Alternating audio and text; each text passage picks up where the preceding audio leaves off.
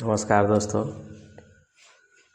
आज हमारा fourth session है और फोर्थ सेशन में आप लोगों को UPSC, state PCS, RO, ARO, SSC, railway exam इत्यादि सभी के लिए बहुत महत्वपूर्ण होने वाला है।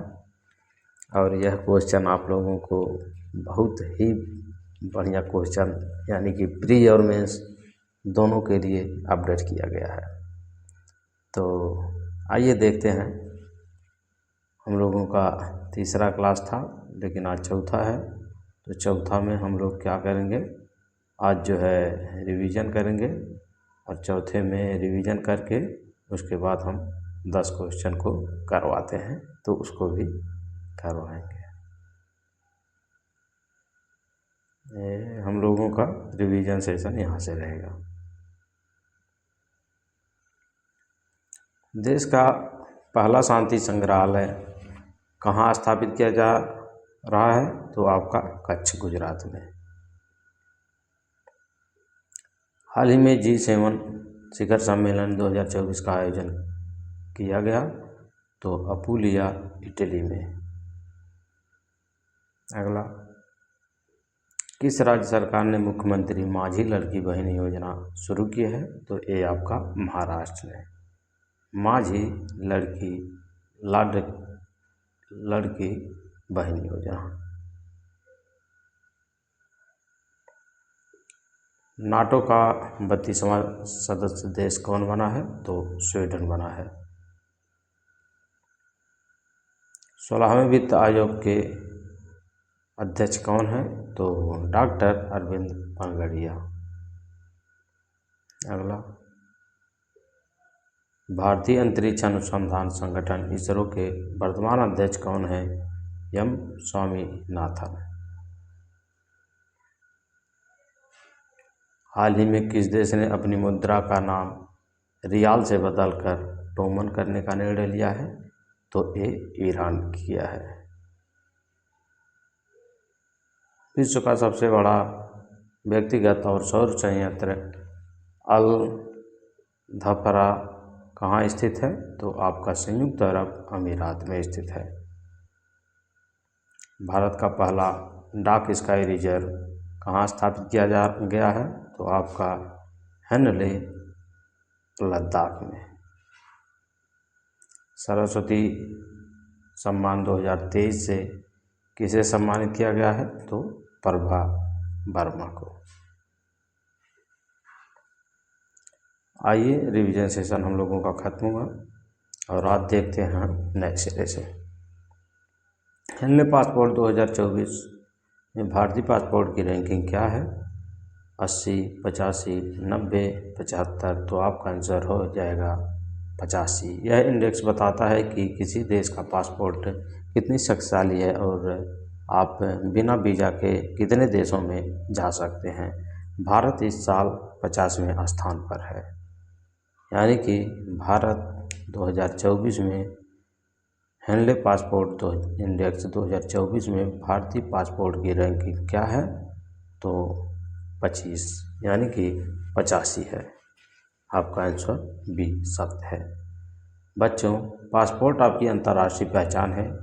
जिसकी अच्छी रैंकिंग उतनी ज़्यादा घूमने की आज़ादी।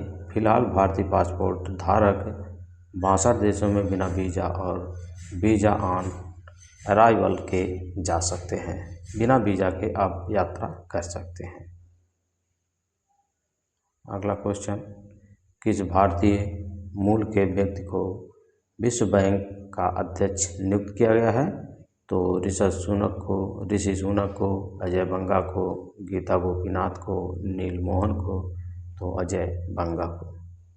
अजय बंगा विश्व बैंक के अध्यक्ष बनने वाले पहले भारतीय अमेरिकी हैं। वे पहले मास्टर कार्ड के CEO रह चुके हैं। यह हर भारतीय के लिए गर्व की बात है कि दुनिया को कर्ज देने वाली सबसे बड़ी संस्था वर्ल्ड बैंक की कमान एक भारतीय मूल के व्यक्ति अजय बंगा जी के पास है। नेक्स्ट, भारत की पहली क्षेत्रीय एआई समाचार anchor, regional AI news anchor का नाम क्या है? तो माय, सिया, लिया, सोफिया, रश्मि। तो आपका आंसर हो जाएगा लीसा। भारत की पहली क्षेत्रीय एआई समाचार एंकर का नाम है लीसा। ओडिशा के एक निजी टीवी चैनल ने लीसा नाम की भारत की पहली क्षेत्रीय एआई न्यूज एंकर को लॉन्च किया है। कई भाषाएं बोल सकती है। बच्चों, क्या आपने कभी रोबोट को पढ़ते देखा है? अब यह सच हो गया है। लीसा एक एआई एंकर है जो बिना थके 24 घंटे खबरें पढ़ सकती है। तकनीकी कहाँ पहुँच गई है देखिए, यानी कि तकनीकी का विकास है। ऑपरेशन अजय भारत सरकार द्वारा किस लिए चलाया गया था? तो तुर्की में भूकंप सहायता के लिए, इजराइल हमास युद्ध के भारतीयों को निकालने के लिए, यूक्रेन से छात्रों को लाने के लिए, सूडान से नागरिकों को बचाने के लिए। तो ऑपरेशन अजय आपका इजराइल हमास युद्ध के भारतीयों को निकालने के लिए किया गया था। इजराइल और हमास के बीच युद्ध होने के बाद वहां फंसे भारतीय नागरिकों की सुरक्षित वापसी के लिए भारत सरकार ने ऑपरेशन अजय चलाया था। जब भी भारत विदेश में कोई संकट आता है, हमारी सरकार अपने नागरिकों को बचाने के लिए आगे हाथ बढ़ाती है। इजराइल से अपनों को वापस लाने के मिशन का नाम था अजय, ऑपरेशन अजय। आइए नेक्स्ट। हाल ही में किस राज्य ने मरचा चावल को जीआई टैग मिला है? उत्तर प्रदेश, पश्चिम बंगाल, बिहार, छत्तीसगढ़। तो आपका आंसर हो जाएगा बिहार।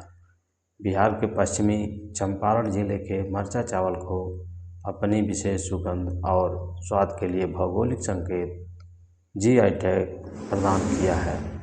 जीआई टैग का मतलब है उस वस्तु की खास पहचान। बिहार का यह मरचा चावल अपनी खुशबू के लिए जाना जाता है। अब इसे अंतर्राष्ट्रीय स्तर पर एक अलग पहचान मिलेगी।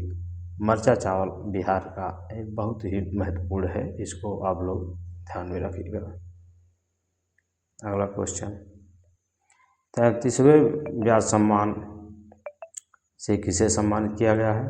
तो असगर वजाहत को, पुष्पा भारती को, ज्ञान चतुर्वेदी को, नासिरा शर्मा को। तो पुष्पा भारती को। प्रसिद्ध लेखिका पुष्पा भारती को उनके स्मरण, संस्मरण, यादें और यादें के लिए वर्ष 2023 का व्यास सम्मान दिया गया है। यह सम्मान के बिरला फाउंडेशन द्वारा दिया जाता है। बच्चों, हिंदी साहित्य के क्षेत्र में व्यास सम्मान का बहुत ऊंचा स्थान है। पुष्पा भारती जी की रचना का नाम भी बड़ा रोचक है। यादें और यादें। इसे याद रखना बहुत आसान है, एग्जाम में यह जरूर पूछा जा सकता है। नेक्स्ट, हाल ही में उत्तर प्रदेश के किस शहर में नमो घाट को जल, थल और नभ से जोड़ने वाला पहला घाट घोषित किया गया है? तो आपका प्रयागराज, वाराणसी, अयोध्या, मथुरा। तो आपका आंसर हो जाएगा वाराणसी। वाराणसी के नमो घाट, खिड़किया घाट को इस तरह विकसित किया गया है कि यहाँ हेलीपैड भी है और नावों के लिए आधुनिक जेटी भी। यह तीनों परिवहन मार्गों से जुड़ने वाला देश का पहला घाट है। साथियों, वाराणसी जिसे हम धर्म की नगरी कहते हैं, यह आधुनिकता का भी केंद्र बन गया है। नमो घाट पर हेलीपैड, हेलीकॉप्टर भी उतर सकते हैं और क्रूज भी रुक सकते हैं। पर्यटन के दृष्टि से यह बहुत बड़ा बदलाव है। नेक्स्ट, मेजर ध्यानचंद खेल रत्न पुरस्कार 2023 से किन 2 खिलाड़ियों को सम्मानित किया गया है? तो सात्विक साईराज, रंकी रेड्डी और चिराग शेट्टी। नीरज चोपड़ा और पीवी सिंधु, विराट कोहली और मोहम्मद शमी, सुनील छेत्री और मनिका बत्रा। तो आपका आंसर हो जाएगा सात्विक चिराग, रंकी रेड्डी और चिराग शेट्टी को। मेजर ध्यानचंद खेल रत्न पुरस्कार 2023 में दिया गया था। बैडमिंटन की इस स्टार जोड़ी ने पिछले एक साल में विश्व स्तर पर भारत का नाम रोशन किया है, जिसके लिए उन्हें देश का सर्वोच्च खेल सम्मान दिया गया। खेल जगत का सबसे बड़ा मेडल बैडमिंटन की इस सुपर जोड़ी ने दिखा दिया कि अगर साथ मिलकर मेहनत की जाए तो दुनिया जीती जा सकती है। सात्विक और चिराग, इन दो नामों में रख लीजिए। उत्तर प्रदेश का वह कौन सा जिला है जो सौर शहर first solar city of UP बनने जा रहा है? तो लखनऊ या वाराणसी, नोएडा। तो आपका आंसर हो जाएगा अयोध्या। राम मंदिर के उद्घाटन के साथ ही अयोध्या को उत्तर प्रदेश की पहले सोलर सिटी के रूप में विकसित किया जा रहा है, जहां बिजली की आधिकांशिक ज़रूरत और ऊर्जा से पूरी होगी। बच्चों, जैसे हम एमपी में सांची पहला सोलर सिटी है, वैसे ही हमारे यूपी में अयोध्या को यह गौरव मिल रहा है। सूर्यवंश की राजधानी अब सूर्य की ऊर्जा से रोशन होगी। हाल ही